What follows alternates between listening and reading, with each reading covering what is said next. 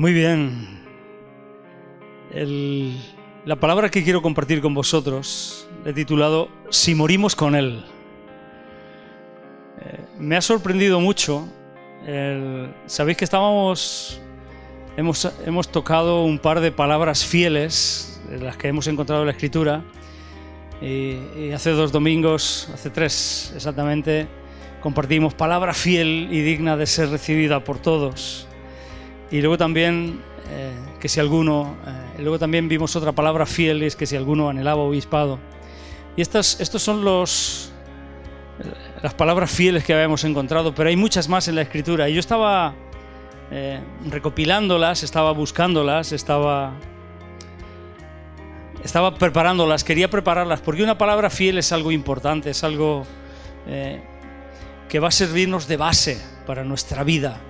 Una palabra fiel, una palabra que la Biblia dice es una palabra fiel, es algo que va a ser fundamental, que va a ser importante para afirmarnos y para darnos un soporte, para darnos estabilidad en la fe, en nuestra vida, en nuestro cristianismo.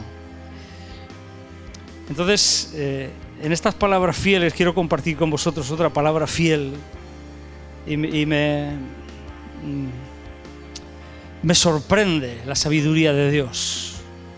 Me sorprende la sabiduría de Dios, que Él sabía lo que iba a acontecer la semana pasada. Y esta palabra fiel es palabra fiel si morimos con Él. Y ahora la compartiré. Y por eso lo he titulado Si morimos con Él. Está en 2 de Timoteo, capítulo 2. La leeremos ahora. Si morimos con Él. Ayer fui al cementerio. Ayer me di una vuelta por el cementerio. Estuve donde la semana pasada despedimos a mi padre.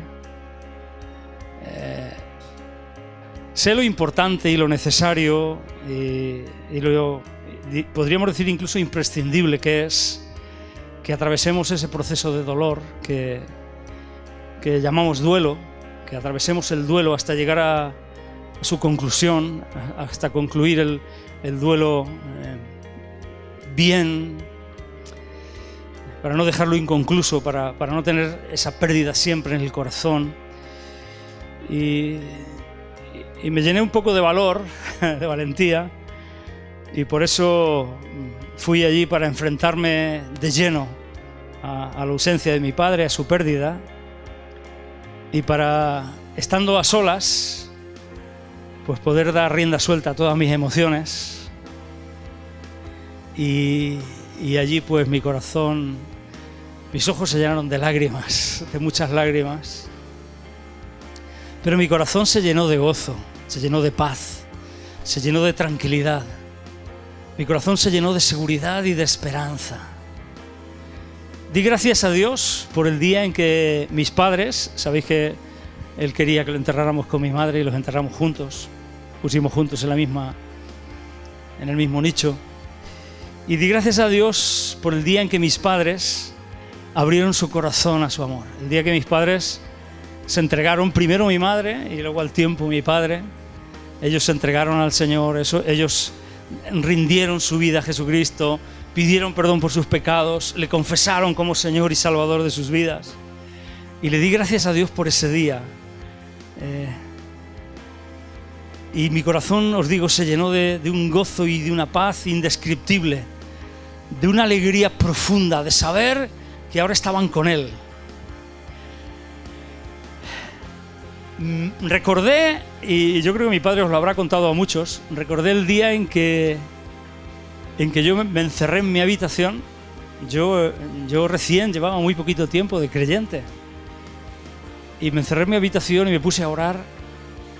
Y le dije al Señor, aquí voy a estar orando y encerrado, ayunando y orando, hasta que mis padres sean tocados por ti, hasta que ellos se conviertan, hasta que ellos entreguen sus vidas a ti, hasta que ellos te conozcan de verdad, hasta que yo tenga la seguridad de que ellos van a ser salvos. Y me encerré allí y me puse seriamente en la presencia de Dios, delante de Dios, orando, intercediendo por ellos. Y eso me duró muy poquito, porque habían pasado como 15, 20 minutos máximo. Dios llenó mi corazón de convicción. Yo creo que Dios me habló y me dijo, ya está hecho. O sea, tranquilo, ya está hecho. Y salí con esa convicción de que Dios había tomado ese asunto en sus manos y que Él ya había organizado todo para que eso ocurriera. Y la verdad es que salí creyéndolo con todo mi ser, ¿no? Y qué bueno ver que ellos ahora estaban con el Señor, que ellos habían acabado su carrera y habían guardado la fe y habían llegado a casa. Habían hecho el último viaje y había sido en compañía de ángeles y como Dios los guió aún más allá de la muerte. Y le di gracias a Dios, dije, gracias Padre, gracias. Y tuve una oración de gratitud hacia el Señor. Definitivamente la muerte no es el final. La muerte es la puerta a la eternidad. Fijaros que 2 de Timoteo capítulo 1 versículos 8 al 10 dice: por tanto, no te avergüences de dar testimonio de nuestro Señor, ni de mí, preso suyo, sino participa de las aflicciones por el Evangelio, según el poder de Dios, quien nos salvó y llamó con llamamiento santo, no conforme a nuestras obras, sino según el propósito suyo, y la gracia que nos fue dada en Cristo Jesús antes de los tiempos de los siglos, pero que ahora ha sido manifestada por la aparición de nuestro Salvador Jesucristo. Fijaros lo que dice, lo que continúa diciendo: el cual quitó la muerte y sacó a luz la vida y la inmortalidad por el Evangelio.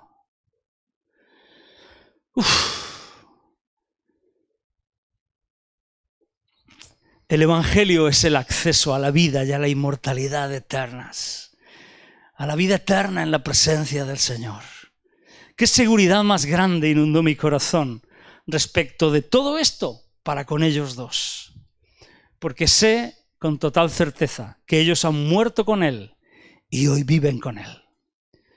Pero ¿y los demás? Porque me quedé mirando las lápidas de alrededor, todos los que habían al lado de ellos.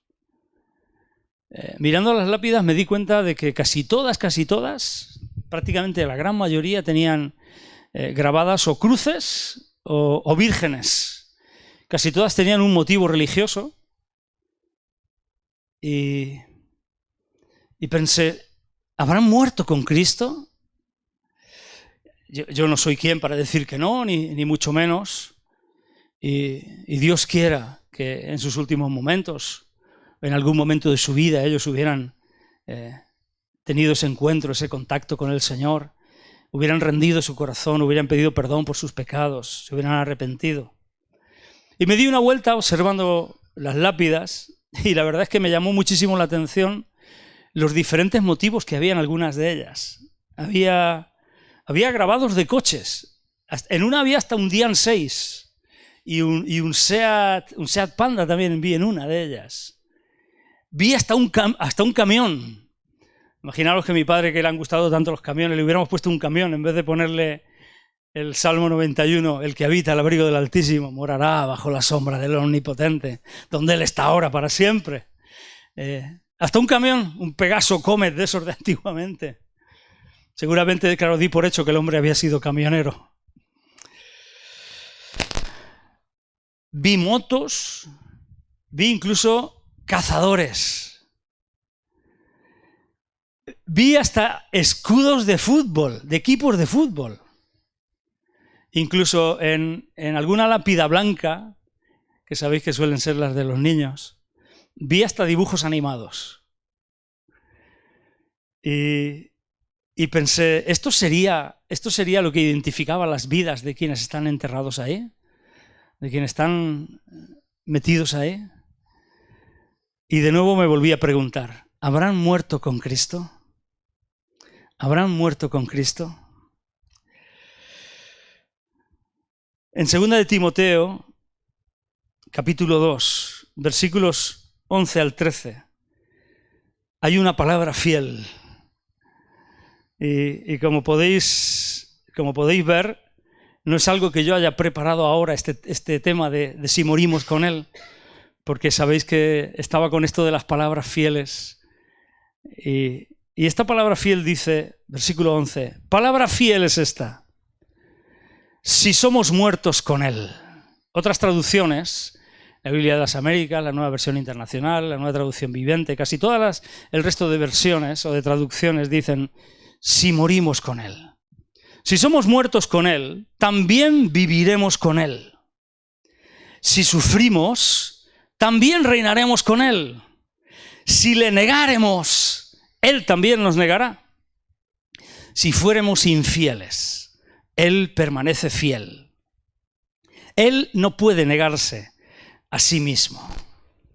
Tenemos aquí otra palabra, fiel. Si somos muertos con Él, también viviremos con Él. O sea, podemos tener esta seguridad total, que si morimos con Él, vamos a vivir con Él eternamente. Y podemos interpretar esta palabra fiel o digna de confianza como algo futuro. Si yo llego el día de mi muerte y muero con Cristo, viviré con Él. Tengo la plena certeza y seguridad de que viviré con Él. Y esta es nuestra fe y nuestra esperanza. Estas son las palabras que Jesús le dijo al malhechor que estaba crucificado al lado de Él y que se arrepintió. Y le dijo, hoy estarás conmigo en el paraíso. Palabra fiel, si mueres conmigo en tu vida, en tu corazón, también vivirás conmigo. Hoy estarás conmigo en el paraíso, le dijo Jesús. Pero pensando en todo esto, me gustaría aplicar esta palabra fiel, no solamente al momento futuro de nuestra partida de este mundo, sino al momento presente de nuestra vida en la tierra, de nuestra vida aquí y ahora, de nuestro cristianismo, de nuestra vida como seguidores de Jesucristo, como discípulos. Porque lo que pretendemos ser no es cristianos evangélicos, que tenemos otra religión diferente. Lo que pretendemos ser es verdaderos discípulos, seguidores de Jesucristo. Eso es a lo que aspiramos, eso es a lo que aspiro yo, eso es lo que yo quiero ser. Yo no me conformo con ser solamente cristiano evangélico. No quiero tener una vida llena y cargada de ritos, de tradiciones, de costumbres diferentes o semejantes a las de otros. Quiero ser un verdadero seguidor de Jesucristo, un verdadero discípulo, alguien que le sigue a Él y que sigue sus pasos y que hace su voluntad. Entonces me gustaría enfatizar la aplicación de esta palabra fiel en el tiempo presente, para mi vida, aquí y ahora, y por ende también para vuestras vidas, si queréis escucharlo. En esta carta, la segunda carta de Pablo a Timoteo, Pablo está dándole las instrucciones a Timoteo. Timoteo, sabéis que es su discípulo, él lo llama mi hijo amado, es el que le acompañó en los últimos viajes misioneros, es el que estuvo con él y es el que Pablo quería preparar para que siguiera adelante con la obra, para que de alguna manera ocupara su lugar, para que cogiera el testigo y siguiera adelante. En esta carta, Pablo está preparando a Timoteo para que siga adelante con la obra. Lo está preparando, lo está capacitando para que no retroceda, para que no vuelva atrás, para que enfrente lo que enfrente, para que pase lo que pase, tenga que luchar contra lo que tenga que luchar, siempre marche hacia adelante con determinación y con firmeza, para que tome el testigo y corra tan veloz como pueda. Eso es lo que Pablo quiere que Timoteo haga. Y por eso le escribe la primera a Timoteo y la segunda a Timoteo. Sabéis que estas cartas son casi con total seguridad las últimas que escribió Pablo antes de morir, antes de partir con el Señor. Entonces, podríamos decir que son las instrucciones más importantes del apóstol Pablo a alguien que va a ser un verdadero discípulo, trabajador, un hombre fiel, alguien que quiere hacer la obra de Jesucristo. Alguien que como quien tú y yo queremos llegar a ser. ¿De acuerdo? Alguien como quienes tú y yo queremos llegar a ser. Entonces estas palabras a Timoteo son importantísimas para ti y para mí.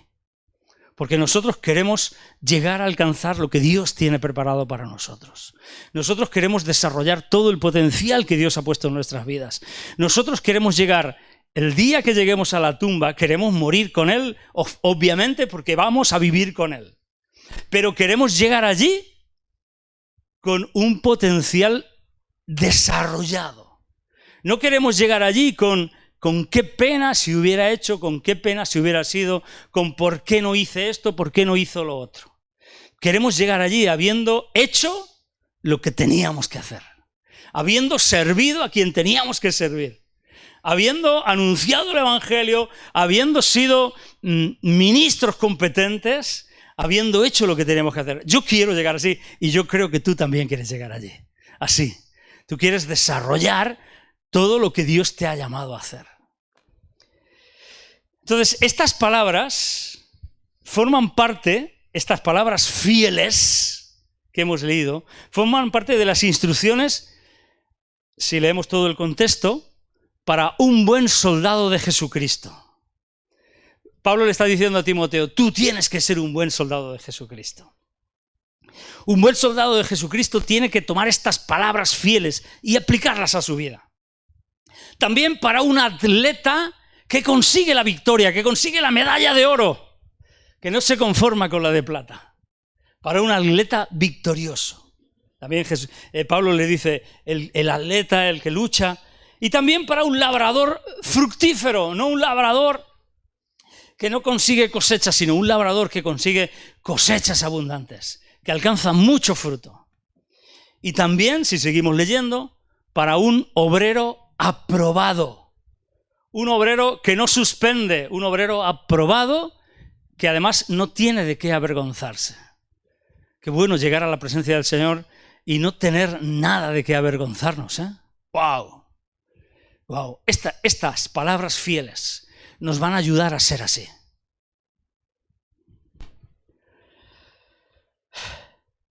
Para un obrero aprobado que no tiene de qué aprobarse. Así que no son solo fieles.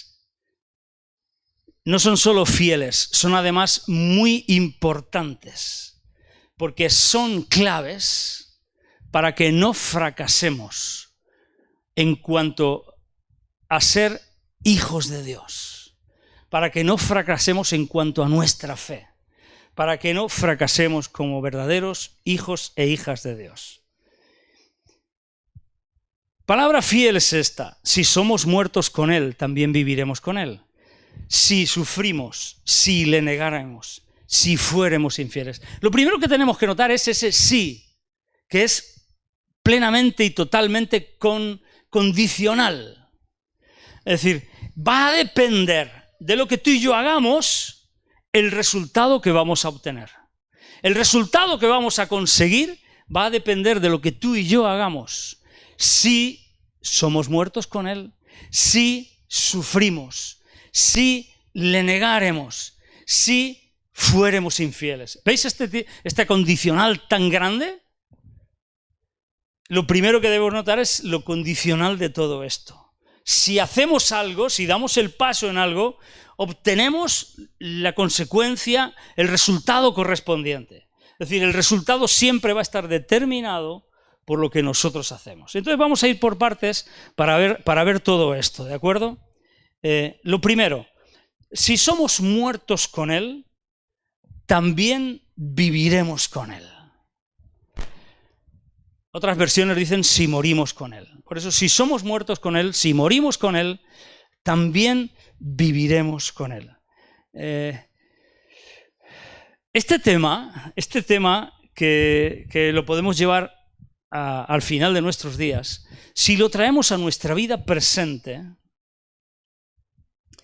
nos habla de un tema importantísimo que se ve a lo largo de todo el Nuevo Testamento, que el propio Jesucristo habló a sus discípulos.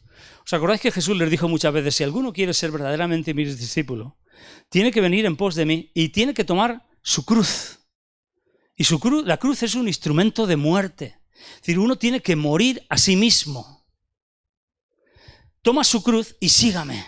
Niéguese a sí mismo. Jesucristo estuvo diciendo, niéguese a sí mismo. Gálatas 2:20 es un versículo en el que Pablo expresa con total claridad esta verdad. Con Cristo estoy juntamente crucificado y ya no vivo yo, sino que vive Cristo en mí. Es decir, yo he muerto con Él y ahora vivo con Él. Esto está diciendo Pablo. Con Cristo estoy juntamente crucificado, Gálatas 2:20, y ya no vivo yo, mas vive Cristo en mí. Y lo que ahora vivo en la carne, en este cuerpo, en esta vida, lo vivo en la fe de aquel que me amó, en la fe del Hijo de Dios. ¿De acuerdo? Entonces, este tema de morir con Él es vital e importantísimo para nuestra vida aquí y ahora. Y en Gálatas 5:24 también, vamos a leerlo, Gálatas capítulo 5, versículo 24, que este no me lo sé de memoria. Gálatas 5:24 dice: pero los que son de Cristo han crucificado la carne con sus pasiones y deseos. Vale. Si morimos con Cristo, también viviremos con Él. ¿Por qué, me pregunto yo, por qué hay tantos cristianos, que son cristianos de nombre nada más, que no manifestamos la vida de Jesucristo? ¿Por qué estamos tantos cristianos, o que nos llamamos cristianos, que no manifestamos la vida de Jesucristo diariamente? Que nos conformamos con ser cristianos de iglesia, de domingo, de tener un pequeño devocional en la mañana y de orar 10 minutos. ¿Por qué hay tantos cristianos que no manifestamos la vida? Es decir, que no vivimos con Cristo, que no vivimos con Él. Sencillamente porque estamos demasiado vivos. Si no vivimos con Él es porque no hemos muerto con Él. El concepto de morir al yo es un concepto que no está absolutamente nada de moda. No está absolutamente nada de moda. Ahora lo que está de moda es: te tienes que realizar, tienes que ser feliz, cuidado no te traumatices, cuidado no vayas en contra de ti mismo, de tus propias convicciones, no vayas a tener un conflicto emocional que luego del que no puedes salir. Y el morir al yo, el morir a mí mismo, obviamente eso se ha quedado de lado, se ha quedado desfasado, se ha quedado atrás. Vivimos un cristianismo que solo busca nuestra satisfacción. Vendemos, es que el problema es que nosotros los evangélicos, yo mismo, vendemos muchas veces un cristianismo en el que el Señor va a satisfacer todas nuestras necesidades. En el que ven a Jesucristo y Él va a resolver todos tus problemas. Ven a Jesucristo y la vida va a ser de color de rosa, todo va a empezarte a ir bien. Y luego al primer tropiezo, pues claro, sale el sol y se seca. ¿Por qué? Porque no tiene raíz. Al primer tropiezo ya empiezas a renegar y empiezas a decir: esto no es lo que a mí me vendieron. O sea, Señor, se supone que tú vas a hacer que mi vida sea feliz.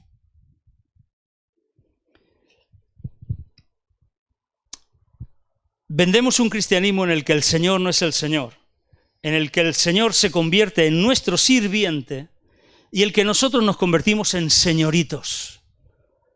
Hemos estancado el proceso de nuestra santificación al ser tan carnales como los que no conocen al Señor. Ni tomamos nuestra cruz, ni nos negamos a nosotros mismos.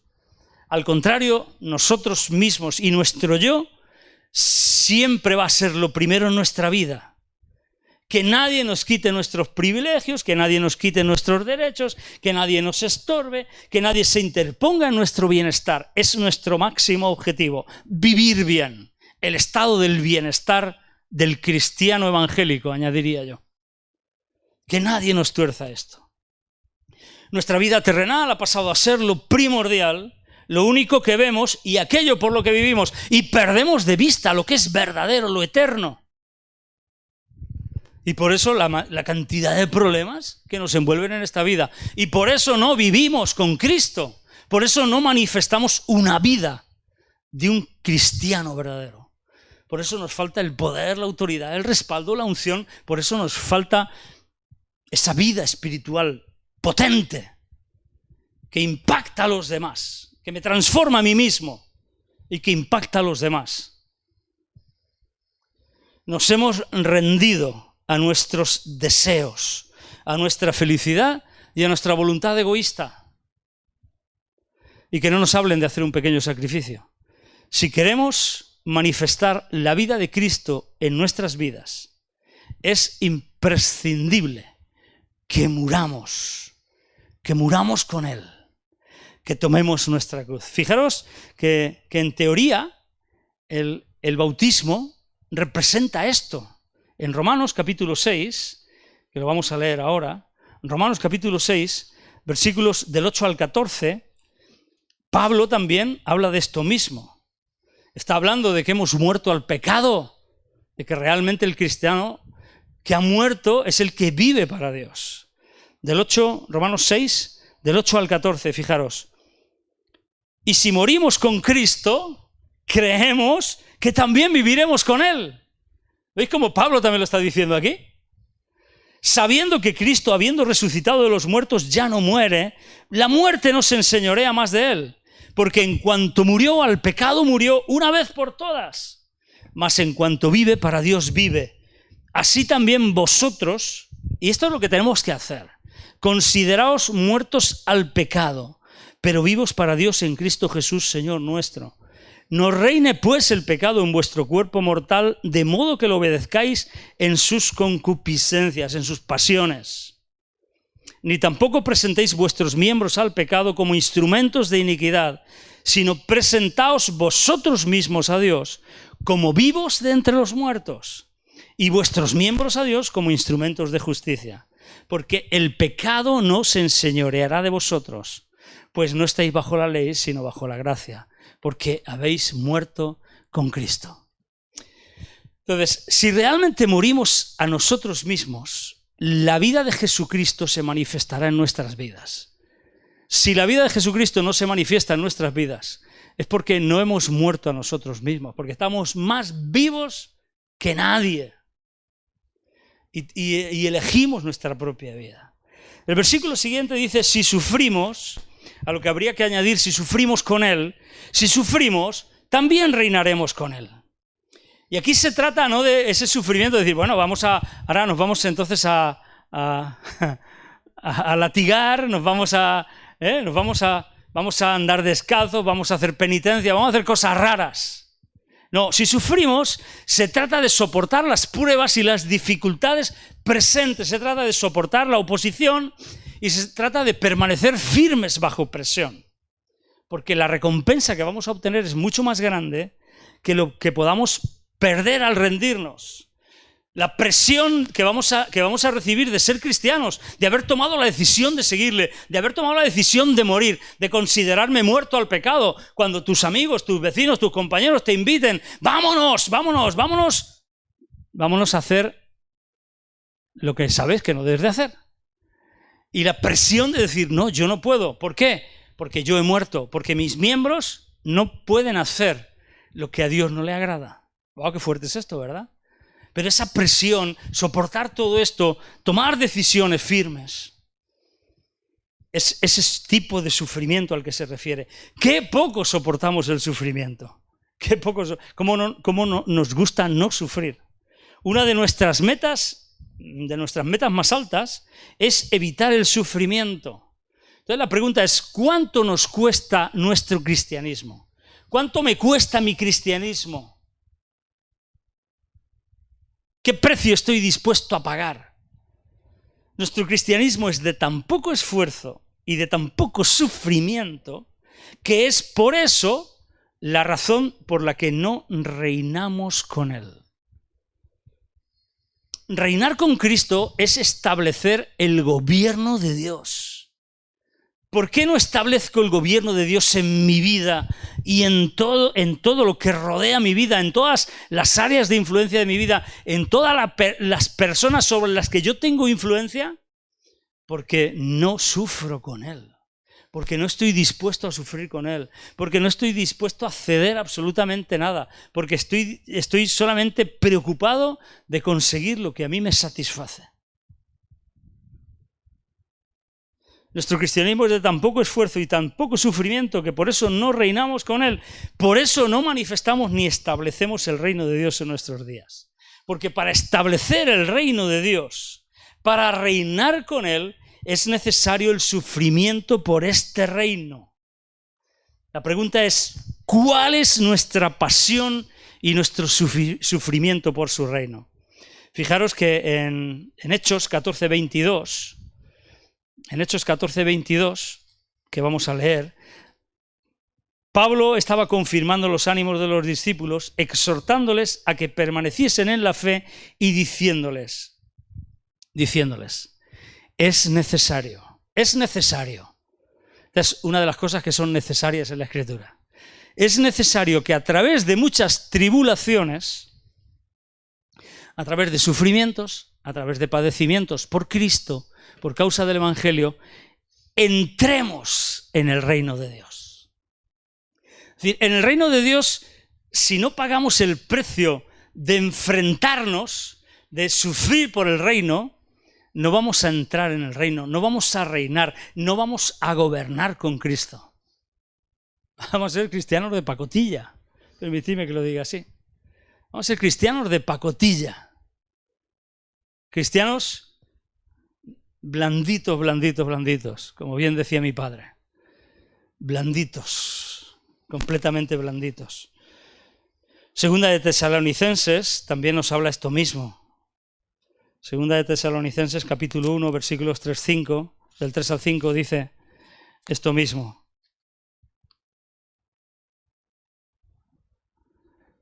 Debemos siempre dar gracias a Dios por vosotros, hermanos, como es digno, por cuanto vuestra fe va creciendo y el amor de todos y cada uno de vosotros abunda para con los demás.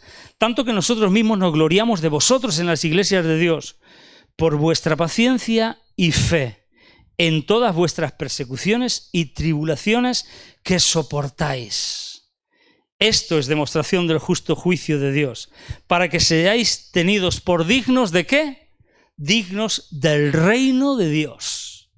El reino de Dios no es algo ficticio, no es algo así que flota por el aire. El reino de Dios es el gobierno de Dios en nuestras vidas. Es que en nuestras vidas se hace la voluntad de Dios. Es que mi vida está sometida y rendida a los principios de su palabra, por el cual asimismo padecéis, por el cual asimismo estáis sufriendo. Por eso reinaban con Cristo, por eso establecían el reino de Dios. El mismo versículo 12 dice, si le negáremos, Él también nos negará. Y esto es fuerte, ¿eh? Porque podríamos decir, si le negáramos, no, tranquilos, que Él no nos va a negar. Ostras, que si le negáremos, Él nos va a negar. ¡Wow, Señor! ¿Dónde está tu amor? ¿Dónde está tu misericordia? ¿Dónde está? Esta a mí me ha sacudido un poquito. Imaginaros el ejemplo de un hombre que dice que ama a su esposa, pero que continuamente le es infiel. Su vida niega lo que sus palabras están diciendo. O sea que negar no es solamente lo que decimos. Negar muchas veces es lo que hacemos. Con su infidelidad, este hombre está negando su amor hacia ella. Su boca se llena de amor, pero sus actos, su vida, demuestra todo lo contrario. Está negándolo con su vida. Entonces, nuestras palabras, nuestras actitudes, nuestra manera de vivir, demasiadas veces le niegan a Él. Muchas veces querer quedar bien con los demás. Muchas veces mantener nuestra reputación. Muchas veces obtener algún tipo de ganancia personal. Muchas veces es esto, es que decimos, no, pero es que yo voy a ganar esto y... O nuestra satisfacción o placer son cosas que nos llevan a negarle. Y también le negamos muchas veces, no solamente por ganar y por quedar bien y por obtener beneficios de cualquier tipo, de cualquier índole, sino que muchas veces le negamos para evitar problemas, para evitar aflicciones, para evitar enfrentamientos, para evitar inconvenientes o para intentar evitar el enfrentamiento de situaciones difíciles delante de los demás. La pregunta es la siguiente, entonces, ¿nos extraña no tener su respaldo en nuestras vidas? Si le negáramos, Él nos niega también. Entonces ahí es cuando nos falta el respaldo de Dios, porque le estamos negando y Él nos ha negado. Él nos niega también. No se trata de la palabra que Jesús dijo: si me negareis delante de los hombres, yo os negaré delante de mi Padre.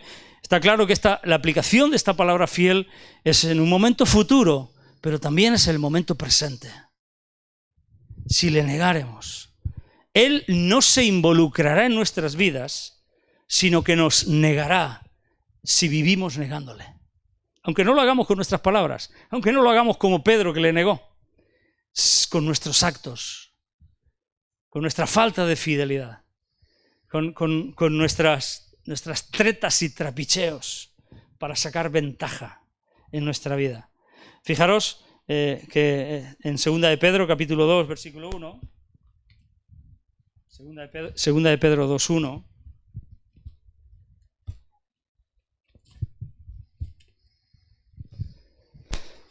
Pedro dice: pero hubo también falsos profetas entre el pueblo, como habrá entre vosotros falsos maestros, que introducirán encubiertamente herejías destructoras y aún negarán al Señor. No lo van a negar con su vida, no lo van a decir Jesucristo no es el Señor, no lo van a decir con las palabras, porque van a ser falsos profetas y falsos maestros, pero lo negarán al Señor que los rescató, atrayendo sobre sí mismos destrucción repentina, porque negarán su señorío, su gobierno. Y también incluso en Judas, en la epístola de Judas, capítulo 1, versículo 4, fijaros, dice: porque algunos hombres han entrado encubiertamente, los que desde antes habían sido destinados para esta condenación, hombres impíos, que convierten en libertinaje la gracia de nuestro Dios. Es decir, los que podemos hacer lo que queramos porque Dios es bueno, porque Dios nos ama. Y como Dios nos ama, luego yo me arrepiento, yo puedo hacer lo que quiera, pero porque luego Dios me va a perdonar. Y entonces así niegan a Dios, el único soberano, y a nuestro Señor Jesucristo. Si le negáremos, Él también nos negará. Y versículo 13 final: si fuéramos infieles, Él permanece fiel. Él no puede negarse a sí mismo. Qué bueno que la naturaleza de Dios es ser inmutable. Él no cambia. Él siempre es el mismo. Yo, Jehová, no cambio, dice Dios en Malaquías 3:6. Y en Hebreos 13:8 dice: Jesucristo es el mismo ayer y hoy y por los siglos. Tenemos un Dios que no cambia según las circunstancias, que no cambia según su estado de humor, que no tiene este problema. Él siempre es fiel. Él siempre es el mismo. Él incluso no se puede negar a sí mismo. No puede ir en contra de lo que Él ha determinado. Dios es inmutable, es perfectamente fiel. No cambia y siempre es el mismo. Por lo que no puede negarse a sí mismo.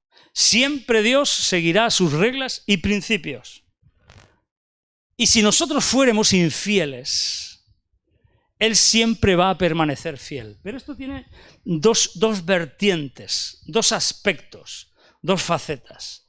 Él siempre permanecerá fiel, nos enseña, primero, en el sentido de que si nosotros permanecemos infieles, Él no va a poder reconocernos como fieles. Porque si yo soy infiel, Él no se va a negar a sí mismo diciéndome: eres fiel. Él sabe que soy infiel. Entonces, Él no se va a negar en esto. O sea, que no me va a reconocer como fiel si yo soy infiel a Él. Él no me va a reconocer como fiel. Nunca va a aceptar a alguien infiel como una persona fiel. Y en el segundo sentido, de que si reconocemos nuestra infidelidad y nos arrepentimos y le pedimos perdón, obviamente en su fidelidad a la que Él siempre va a ser fiel, nos va a aceptar y su gracia nos va a cubrir y nos va a perdonar. Él siempre será fiel también a su gracia, a su misericordia, a su favor, con aquellos que se vuelven a Él en arrepentimiento genuino. Palabra fiel es esta: si somos muertos con Él, también viviremos con Él. Si sufrimos con Él, también reinaremos con Él. Si le negáremos, Él también nos negará. Si fuéramos infieles, Él permanece fiel.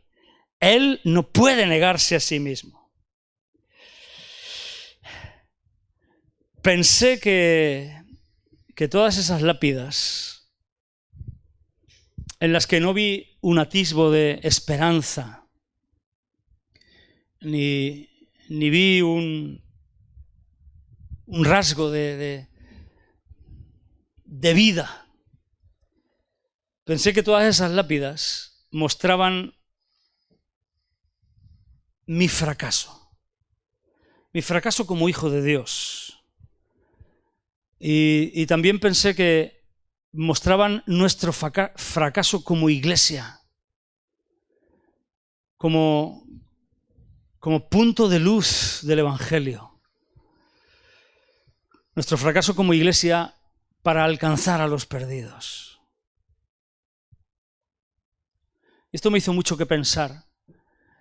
Y al estudiar esta palabra, si morimos con Él, si sufrimos con Él, si no le negamos y si permanecemos fieles, fijaros que son 4 cosas importantes que tú y yo debemos de hacer, que nosotros tenemos que hacer, que yo tengo que hacer. Si muero con Él, si sufro por Él, si no le niego y si permanezco fiel, si lo hacemos todos, tendremos en nuestras manos las llaves para llenar el cementerio de lápidas que reflejarán la muerte de personas llenas de esperanza y de vida con Él. Y menudo cambio y transformación habría si tú y yo morimos con Él, sufrimos por Él, no le negamos y permanecemos fieles. Es sólo así que tú y yo llegaremos a ser buenos soldados de Cristo, que seremos atletas vencedores, que seremos labradores con mucho fruto y que seremos obreros aprobados, que no tienen de qué avergonzarse. Palabra fiel es esta. Si morimos con Él, muramos con Él aquí y ahora, para que cuando llegue el final, también muramos con Él. Cuando llegue el final de nuestros días, vivamos con Él aquí y ahora, para que cuando llegue el final, vivamos con Él eternamente. Palabra fiel es esta. Padre, gracias te doy por tu palabra, Señor. Gracias te damos por tu palabra, por estas palabras fieles que nos dan seguridad. Ayúdanos, Señor, a ser estos soldados, estos atletas, estos labradores, estos obreros aprobados, Señor. Padre, que no renunciemos a morir a nuestro yo, que no renunciemos a morir a nosotros mismos, que te demos a ti la importancia en nuestras vidas. Señor, que estemos dispuestos a correr la carrera, a trabajar la tierra, a luchar, a sufrir, a morir contigo, a sufrir contigo. Que nunca te neguemos, que nuestra vida, nuestros hechos no te nieguen, que seamos siempre fieles, fieles a ti, que tú eres fiel y verdadero siempre. Padre, gracias. Gracias porque el Evangelio es la puerta de la inmortalidad y de la eternidad. Gracias porque tú sufriste nuestra muerte, la muerte de los hombres, para que nuestra muerte no sea el final, para que nuestra muerte sea el paso a la vida. Gracias porque morimos con Cristo, para vivir contigo. Gracias, Señor. Tenemos esa esperanza, plena esperanza. Pero ahora, Señor, no queremos mirar al más allá. Yo ahora quiero mirar a este momento presente. Yo quiero, Señor, que las gentes te conozcan. Quiero ser un obrero aprobado que no tiene de qué avergonzarse. Quiero, Señor, que en más y más lápidas en nuestros cementerios, Señor, se refleje la esperanza de una vida contigo, Señor.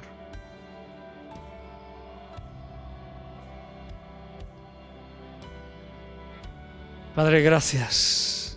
Gracias por tus palabras, por tus instrucciones. Ayúdanos. Gracias por tu palabra fiel. Si morimos con Él, si morimos contigo, estamos dispuestos, Señor. Renunciamos a nosotros mismos, nos entregamos, nos rendimos. Queremos cambiar, queremos ser cambiados, queremos ser transformados. Queremos que tú tomes nuestras vidas. Queremos que las uses, nos rendimos a ti. Estamos dispuestos a pagar el precio, Señor, a sufrir lo que sea necesario.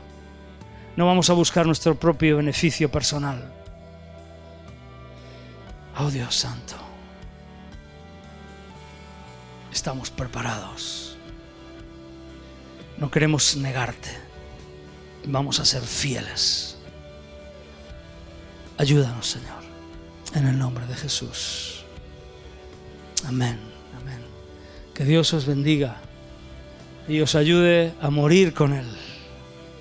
A morir con Él cada día. En el nombre de Jesús. Que tengáis una muy buena semana. El Señor os llene de bendición. Amén.